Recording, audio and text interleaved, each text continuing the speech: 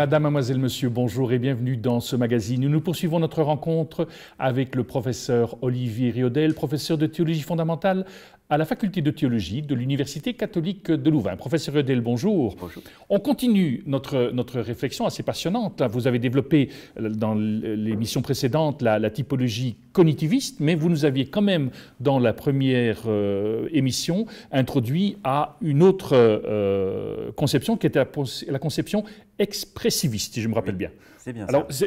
Pouvez-vous nous rappeler exactement c'est quoi c'était encore cette conception expressiviste et puis alors la développer bien évidemment tout au long de cette émission-ci? Oui, alors Georges Lindbeck, quand il en parle, dit c'est caractéristique d'une conception libérale de la religion, c'est-à-dire une approche non dogmatique de la religion. Si on veut la situer historiquement, c'est une manière de parler des doctrines qui se développe de manière très explicite depuis le XIXe siècle en protestantisme. Ça a marqué aussi par la suite la théologie catholique et ça avait des sources déjà plus tôt dans l'histoire de la théologie. La thèse, l'approche expressiviste des doctrines religieuses, on peut la résumer ainsi: ce qui fait l'enseignement d'une religion, par exemple du christianisme, c'est avant tout l'expression d'une expérience. Ce qu'il y a de fondamental dans une religion, c'est une expérience religieuse. Et cette expérience religieuse, ces expériences religieuses, qui sont singulières, elles vont pouvoir éventuellement se partager et se cristalliser à une époque donnée, dans un contexte donné, selon une expression, mais qui sera une expression seconde, c'est-à-dire c'est la cristallisation d'une réalité, l'expression seconde d'une réalité fondamentale qui est une expérience. Par exemple, ce que l'on va dire du Christ comme sauveur, rédempteur, c'est peut-être, d'après ces approches expressivistes, d'abord l'expression d'une rencontre personnelle du Christ comme mon sauveur. Et on va voir apparaître au cours des âges des manières d'exprimer cette foi d'une manière qui va être marquée forcément par une époque, par une culture, par une... Il y a des courants qui se définiraient des courants expressivistes dans la théologie. Ce sont moins peut-être des courants. Alors si on veut citer des auteurs, on peut en citer. Un des pères de cette conception, c'est un théologien protestant d'influence romantique qui s'appelle Schleiermacher. Mais au-delà des noms, c'est une manière de penser qui me semble assez répandue chez beaucoup de chrétiens aujourd'hui. On parlait de cette approche propositionnelle, cognitiviste, comme étant une approche plutôt traditionnelle. Plus intellectuelle peut-être? Oui, aussi, des doctrines religieuses. Aujourd'hui, beaucoup de gens, me semble-t-il, aussi en christianisme, parmi des chrétiens, seraient plutôt d'accord pour dire cela. C'est-à-dire, au fond, on voit ça par exemple très clairement dans le dialogue interreligieux. Beaucoup de gens se disent, mais au fond, nous ne sommes pas d'accord quand il s'agit sur les dogmes, nous ne sommes pas d'accord sur les doctrines, et pourtant nous pouvons partager des expériences. Et peut-être bien qu'entre croyants de différentes religions, nous nommons de manière différente une même expérience, une même réalité qui nous échappe. Je citais il y a quelques émissions la chanson de Jacques Brel. Eh bien, certains font l'expérience de l'amour et appellent ça l'amour, le mendiant appelle ça la charité, et puis dans l'Église on appelle ça Dieu. Mais l'expérience fondamentale entre quelqu'un qui est croyant et qui nomme Dieu, quelqu'un qui n'est pas croyant et qui parle de l'amour ou qui parle de l'espérance, ça serait peut-être la même chose. Et entre des croyants de différentes religions qui prient, peut-être pourraient-ils faire la même expérience intérieure, mais les uns, parce qu'ils sont nés dans une culture, par exemple bouddhiste, vont parler dans un vocabulaire bouddhiste, d'autres qui sont nés dans un vocabulaire chrétien catholique vont parler dans un vocabulaire chrétien catholique, mais peut-être qu'ils parlent de la même expérience, peut-être pourraient-ils partager la même expérience. Est-ce que ce mouvement-là, cette conception expressiviste, s'inscrit plus dans notre intelligence émotionnelle?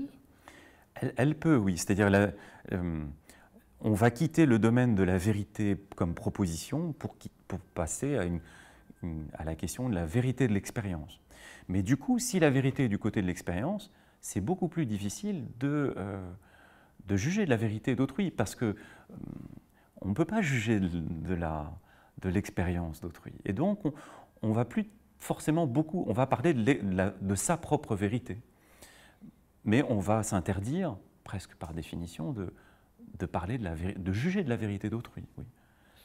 Mais alors, le risque qu'il y a dans le cas d'un dialogue interreligieux, si c'est ma vérité, est-ce que ça reste quelque chose de profondément singulier lié à une personne, ou bien est-ce que finalement tout un courant, toute une religion peut se retrouver dans cette conception expressiviste? Alors ça c'est une des difficultés de ce courant expressiviste, c'est de rendre compte, de se dire mais comment, si la religion est avant tout l'affaire d'une expérience intérieure, comment se fait-il qu'il y ait des communautés de croyants?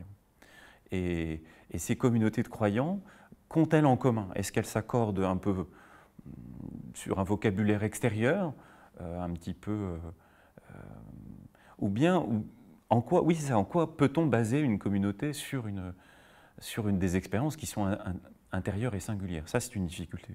L'autre difficulté, c'est celle qu'on pourrait avoir dans une approche de religion comparée, en disant, mais comment pouvez-vous dire que quelqu'un qui n'exprime pas son expérience de la même manière que vous, qui ne la célèbre pas de la même manière que vous, qui n'en tire pas les mêmes conséquences que vous d'un point de vue pratique ou moral, comment pouvez-vous dire que vous partagez la même expérience que lui ou qu'elle? Est-ce que ce n'est pas un peu un a priori? Est-ce que c'est la même question du point de vue de fonder une communauté ou de reconnaître l'identité d'une expérience? Est-ce que ce n'est pas un peu un parti pris que de dire il peut y avoir une même expérience alors que son expression est manifestement aussi différente? Vous pouvez préciser ça, donc on peut avoir la même expérience.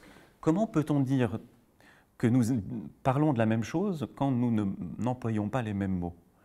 Comment pouvons-nous dire que ce que l'un va appeler l'amour et que l'autre va appeler Dieu, comment pouvons-nous dire que c'est la même chose? Évidemment, les croyants chrétiens vont dire Dieu est amour, mais est-ce qu'on parle vraiment de la même chose entre, je ne sais pas, on le voit bien, c'est très difficile dès lors qu'il s'agit de dialogue interreligieux. On ne peut pas immédiatement trouver des équivalents entre la compassion bouddhiste et la charité chrétienne. On peut trouver des ressemblances, mais dès qu'on rentre dans le détail, on s'aperçoit il y a des réseaux de pensées, d'actions qui sont liés à ces mots, qui sont très différents. Mais l'expressiviste, une pensée expressiviste, va valoriser plutôt la communauté d'expérience en deçà des mots qui lui donnent naissance. Voilà. Et ce n'est pas sans difficulté. Oui. Par exemple, quand quelqu'un, dans nos contemporains, on entend souvent qui dit voilà, je ne crois pas spécialement en Dieu, mais je crois en une force supérieure. Je fais cette expérience-là. Est-ce qu'on est dans ce domaine-là? Exactement. Si vous dites, mais finalement, et parfois on a très envie de le faire, parce que un de vos amis qui est athée et qui vous dit moi je crois en une sorte d'énergie qui nous traverse, c'est la vie, et la manière dont il vous en parle, ou elle vous en parle, les conséquences qu'elle en tire dans son existence, vous dites mais c'est quand même pas si éloigné de ce que moi j'appelle Dieu. Et c'est tentant de ce point de vue-là de dire mais est-ce que c'est pas la même chose finalement? Moi, formaté par un langage chrétien, j'appelle ça Dieu, mais un autre appellerait ça une force. Moi, chrétien, j'appelle ça ma foi en la résurrection du Christ, et une autre personne pourrait dire c'est la force de la vie qui traverse la mort et de l'amour plus fort que la mort, et sans référence au Christ. C'est pas pour rien que des gens font cela, en fait. C'est pas sans difficulté, mais c'est pas aussi sans une réelle beauté. Et ça permet de rendre compte d'un certain nombre d'expériences, vraiment. Il n'y a pas un risque de récupération? J'ai un petit peu de mal à défendre jusqu'au bout cette conception expressiviste, parce que je ne la partage vraiment pas, mais j'essaye de défendre cette perspective. C'est moins une tentative, je pense que chez les gens qui pensent en ces termes, c'est moins une tentative de récupération qu'une manière de comprendre ce que nous pouvons avoir de commun, alors que nous ne partageons pas le même langage, la même religion, et nous sentons néanmoins des familiarités. Ça peut même arriver chez des chrétiens d'ailleurs, de se dire mais tel ami qui ne partage pas ma foi, j'ai fondamentalement peut-être plus en commun que tel voisin qui partage ma foi, mais qui la vit d'une manière qui m'est tellement étrangère que je ne m'y reconnais pas.